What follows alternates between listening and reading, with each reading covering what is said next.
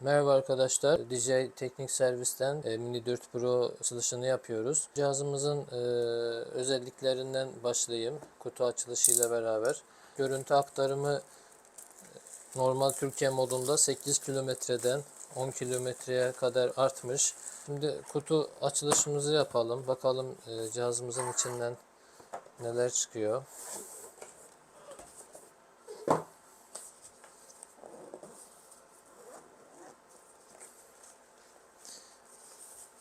Bir önceki versiyona göre sensörler daha genişlemiş. Bu da görüntüde ve nesnenin algılamasında daha etkileyici bir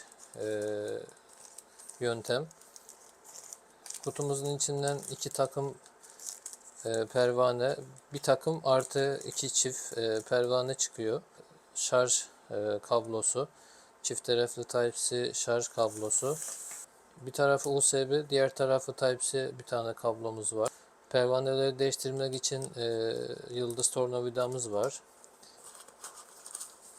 Kullanım kılavuzu çıkıyor. Bu kılavuzla beraber yurt dışında bazı ülkelerde DJI Care diye bir sistem var. Yurt dışında garantide kullanabiliyorsunuz. Cihazınız kaza yaptığı zaman cihazınızın servisine yaptırabiliyorsunuz ki bu Türkiye'de geçerli değil. Kutunun içinden bir tane RC2 çıkıyor.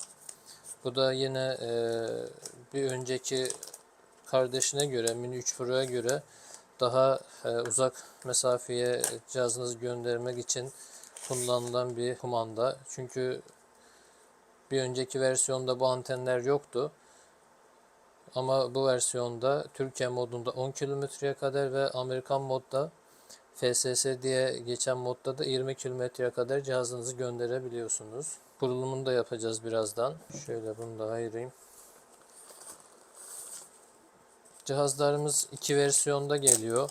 Normalde Plus kit olan ve normal kit olan geliyor. Plus kitten 45 dakikaya kadar uçabiliyorsunuz. Normal kitten 34 dakikaya kadar uçuş yapabiliyorsunuz. Pillerimiz de şu şekilde.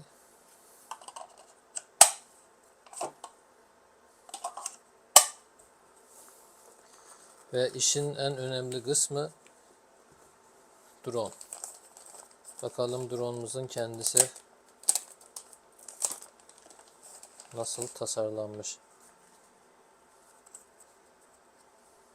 Pervane kilidiyle göndermişler. Bu kendisi güzel bir gelişme. Çünkü DJI Mini 2'de bunu son yapmıştı. Pervane kilidini artık Mini 3 ve Mini 3 Pro'da göndermiyordu. Sebebini de anlamamıştık. Ve müşteriler bu konuda şikayet ediyordu ve dışarıdan yan sanayi parça alıp takmaya çalışıyordu. Ama bu sefer DJI bunu değiştirmekle ve üzerine orijinal kendi pervane kilidini koymakla güzel bir tasarım yapmış. Açalım şu şekilde. Kalitesine de baktığımız zaman çok sert ve çok yumuşak değil. Orta bir yumuşaklığa sahip. Kalitesi güzel.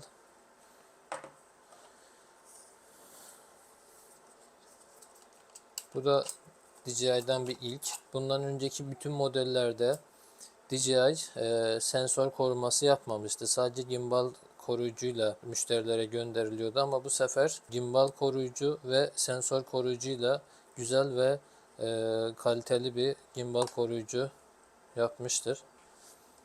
Şöyle hem sensörü koruyor, gimbalımızı koruyor. Bu da tam bir koruma diyebiliriz. Bu da güzel bir gelişme.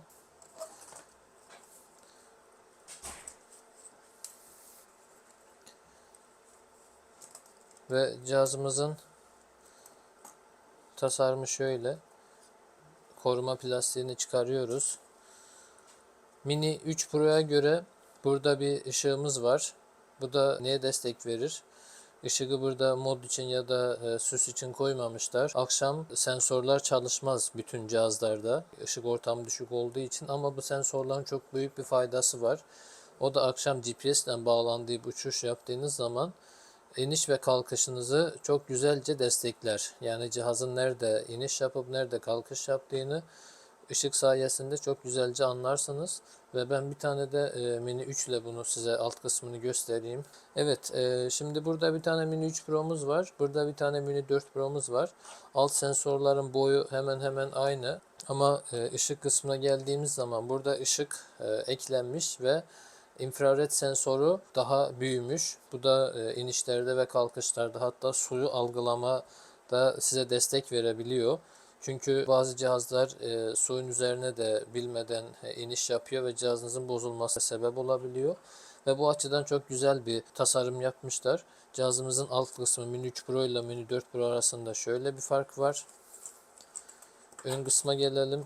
Ön kısımda gördüğünüz gibi iniş bölgeler fark etmiş. Mini 4 Pro'nun iniş bölgeleri daha uzun. Mini 3 Pro'nun bir önceki versiyonla. Onun dışında kameranın dönüş açıları da aynı. Dikey ve yatay çekim pozisyonları da aynı. Sensör yukarı kısmında sensörlerde fark var. Açısı büyümüş. Bu da engel algılamada bayağı bir destek sağlar. Şöyle pillerine bakalım. Şimdi normal bu Mini 4'ün üzerinden çıkan pil. Bakalım Mini 3 Pro'ya uyuyor mu? Ya da çalıştırıyor mu? Yani bu sıfır ürün olduğu için büyük ihtimal ondan pili yok. Ama tam yerine oturuyor. Şimdi Mini 3 Pro'nu Mini 4 Pro'ya takıp deneyelim. Aynen çalıştırıyor. Bizim müşterilerin sık sık sorduğu bir tane başka soru var. O da acaba Plus kitle olan bütün bataryalar Plus mı? Evet, Plus. Şimdi önceki versiyonda böyle değildi. Bütün cihazın üzerinde gelen piller normal pil geliyordu. 2850 mAh olarak geliyordu. Ama bu sefer bütün piller 3850 mAh olarak geliyor. Ve bu da güzel bir gelişme. Yani şu anda Plus kitle her bir bataryayla 3850 mAh olarak 45 dakika havada durabiliyorsunuz. Cihazımızı bir çalıştıralım.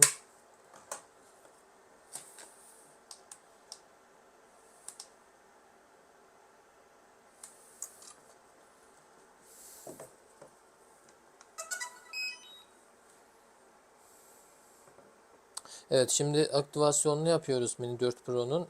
Cihazımızı açtık, kumandanı da açtık ve burada bizden hangi dili seçiyorsunuz diye soruyor. İngilizce de var, burada Türkçe de var. Bizim şu anda burada Türkçeni seçelim. Sonraki diyoruz. Kabul ediyorum. Ülkenizi seçin diyor. Türkiye diyoruz. Sonraki. Burada bir Wi-Fi seçmemiz gerekiyor. Evet arkadaşlar, Wi-Fi'miz bağlandı. Ağımıza bağlandıktan sonra burada saat seçmemiz gerekiyor. Aten ile İstanbul yazan yeri seçiyoruz. Tamam diyoruz. Sonraki. Saatin doğru ayarladığından burada diyor ki emin misiniz yoksa detaylı ayarlamanız gerekiyor mu? Ben kontrol ettiğimde aynı. Onaylıyoruz. Burada DJ hesabınızdaki e-maili ve şifreni girmeniz gerekiyor. Şimdi arkadaşlar e-mailimizi girdik. Etkinleştir butonu çıkıyor. Ona tıkladık. Ve şu anda hoş geldiniz yazıyor. Başlat diyoruz. Burada normalde size yardım etmek için görseller çıkıyor. Cihazınızı nasıl çalıştırabilirsiniz diye. Bunları atlıyoruz. Normal cihazımızın uygulamasına giriyoruz.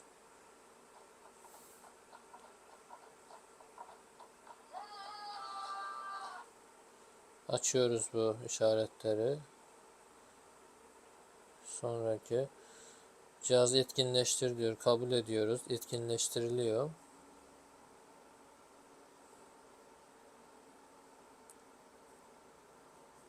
Tamam diyoruz. Güncellemeleri var bir süre. Onları yapmamızı istiyor. Şimdi normalde buradan internete bağladıktan sonra kumandanızı güncelleme butonuna tıklıyorsunuz ve otomatikman güncelliyor. Güncelleme yaptığınız zaman birkaç tane dikkat etmeniz gereken noktalar var. Birincisi DJI'nin kendi orijinal kablosuyla güncelleme yapmanız gerekiyor. Herhangi bir yan sanayi kablo kullandığınız sürece Arada kesme yapar. Datanız yetişmez drone'a ve drone'unuzun anakartı bozulur ve yüksek bir maliyete girirsiniz, zarara girirsiniz. Onun için birincisi kablonuz orijinal olması gerekiyor. İkinci önemli olan nokta cihazlarınızda şarj seviyeniz %50'nin üzerinde olması gerekiyor. Kumandada %15'in üzerinde olması gerekiyor ki ikisini de %50'de koyarsanız daha iyi olur. Üçüncü nokta, kesinlikle güncelleme yapmadan önce bilgisayarınızdaki DJI Assistant'daki Customer serisi güncel olması gerekiyor.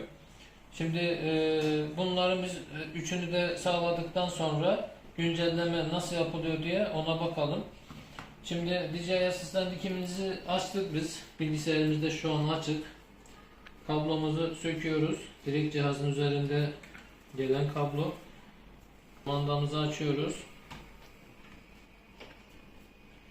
Şu şekilde bilgisayarımıza taktık. Zaten taktıktan sonra otomatikman burada kendisi cihazı algılıyor ve hangi serisi olduğunu yazıyor. Burada DJI RC2 diye çıkıyor. Şu şekilde tıklıyoruz. Bu arada bilgisayarımız da internet ağına bağlı. Burada firmware update'de tıklıyoruz. Ondan sonra upgrade diye seçenek çıkıyor. Üzerine tıklıyoruz. Start update diyoruz. Şu an kumandamızın son versiyon yazılımı bilgisayarımıza indirilmek üzere. Bir sefer download indirilme %100 oluyor. İkincisi transmission diyor. Ondan sonra üçüncüsünde de update dediğimiz zaman normal güncellemesini yapıyor. Evet, şimdi download kısmı bittikten sonra gördüğünüz gibi transmission yazıyor. Verileri eşitliyor bilgisayar ile kumanda arasında.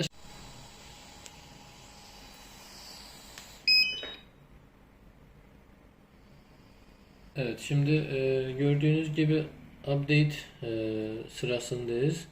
Bu da %100 olduktan sonra buraya yeşil bir tik geliyor. Oradan sonra çekebiliyorsunuz.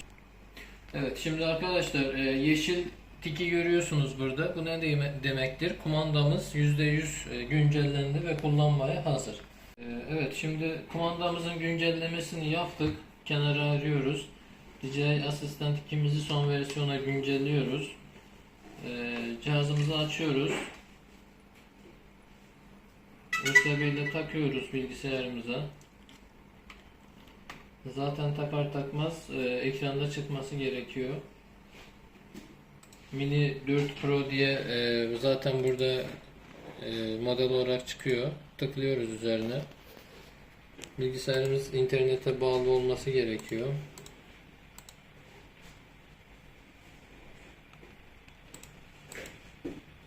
Yeniliyoruz.